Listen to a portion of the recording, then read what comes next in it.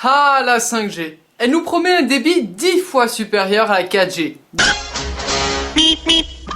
10 fois. Et le pire, c'est le temps de latence. Il serait inférieur au temps que prend le cerveau pour réagir. What the fuck? Et pourtant, cette même 5G va peut-être nous faire un bond de géant dans le passé. Pardon, excusez-moi. Le temps que j'arrive à charger mon script, et levons le brouillard sur l'incertitude future de la météo. La 5G fait peur aux météorologistes. Ça fait longtemps qu'ils en parlent. Depuis plus d'1 an, ils alertent sur les conséquences que vont avoir la 5G sur les prévisions météo. Déjà, quel est le lien entre la météo et la 5G? En fait, la 5G va dérégler le climat. Mais non, bien sûr, ça n'est pas ça la raison. En fait, pour prévoir la météo, les météorologues utilisent des données, notamment fournies par plus de 800 satellites. Et là, vous voyez le problème arriver? La 5G utilise des ondes proches de ceux des satellites. Mais là, je me suis demandé, pourquoi les satellites de la météo n'utilisaient pas une autre fréquence pour communiquer? La 5G utilise des ondes dont les fréquences sont situées entre 24 et 27,5 Hz. Et ceux de la météo, entre 23,6 et 24. Bon, ok, la 5G utilise cette fréquence pour une raison de performance. Mais pourquoi pas déplacer l'intervalle utilisé par les satellites à un autre endroit? Car tout simplement, ils n'ont pas le choix. Oups, pardon, un coup de vent non calculé.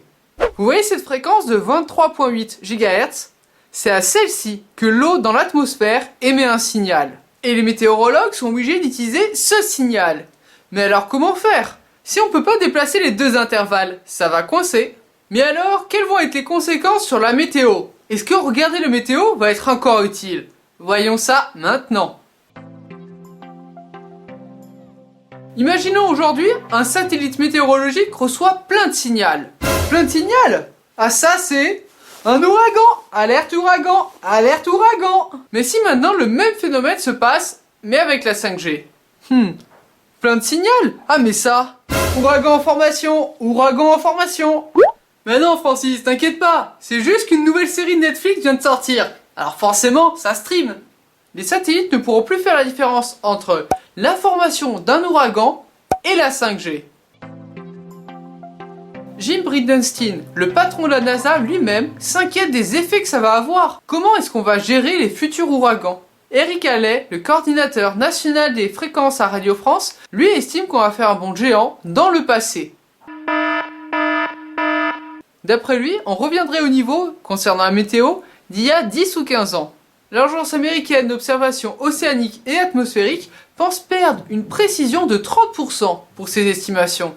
30%. Hey Francis, je viens de prendre un nouvel abonnement 5G.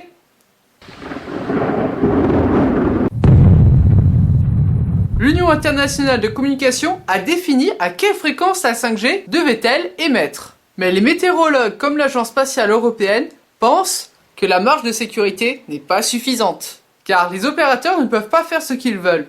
En fait, l'État leur vend des intervalles de 50 MHz à la valeur de 350 millions d'euros.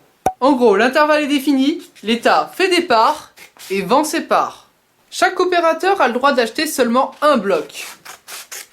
Mais tous les blocs ne se valent pas. Ceux qui se trouvent au centre de l'intervalle seront moins soumis aux autres interférences, et donc de meilleure qualité. Le but pour chaque opérateur? Obtenir la meilleure part du gâteau. Attention, Homer, ne mange pas ce gâteau, compris? L'intervalle de la 5G a été coupé en des parts de 50 MHz. Chaque opérateur, que ce soit Bouygues, Orange, Free ou SFR, ont le droit d'acheter une part. Mais alors, que faire des 11 autres parts qu'il reste? Eh bien, les 11 autres parts qu'il reste sont mises aux enchères, pour une valeur d'entrée de 70 millions d'euros. Et en fait, plus l'intervalle de la 5G est grand, plus l'État pourra vendre des parts et se faire de l'argent. Mais pour ce faire, il faut mieux diminuer l'intervalle qu'il y a entre la 5G et les ondes utilisées par la météo. Et l'État se frotte les mains, car le pactole pourrait atteindre 3,5 milliards d'euros. Oh yeah! Mais peut-on être aussi négatif? Je déteste regarder les choses de qu'une seule façon. Peut-on se dire que l'État a seulement un intérêt financier? Du coup, j'ai recherché. Tiens, et d'ailleurs ça rame. Peut-être qu'on n'avait pas le choix, car la 4G arrivait à saturation et la 5G est devenue obligatoire. D'après une analyse de réseau OpenSignal, en fonction du moment de la journée, le débit peut être divisé jusqu'à 5 à cause de la saturation. Et d'après le directeur général d'Orange, les réseaux 4G que nous utilisons vont être saturés d'ici 2022. En gros, si nous ne passons pas à la 5G, la 4G ne pourrait plus suffire, elle ne serait plus assez performante. Voilà, au moins on a vu les arguments pour la 5G, mais aussi les craintes que ça engendre. Pour conclure, avec la 5G, les météorologues ont très peur que les estimations soient fortement dégradées. Mais les investisseurs estiment que les météorologues exagèrent. On verra qui aura raison. Des scientifiques se sont dit, est-ce que l'État fait le bon calcul? Parce que quand on voit le coût que peut avoir un ouragan, il faudrait quand même mieux pouvoir les prévoir. En tout cas, merci d'avoir regardé, j'espère que cette vidéo vous aura plu. Moi vraiment, ça m'a intrigué, comment la 5G pouvait perturber la météo. Maintenant, j'ai la réponse. Et sur ce, je vous dis à plus!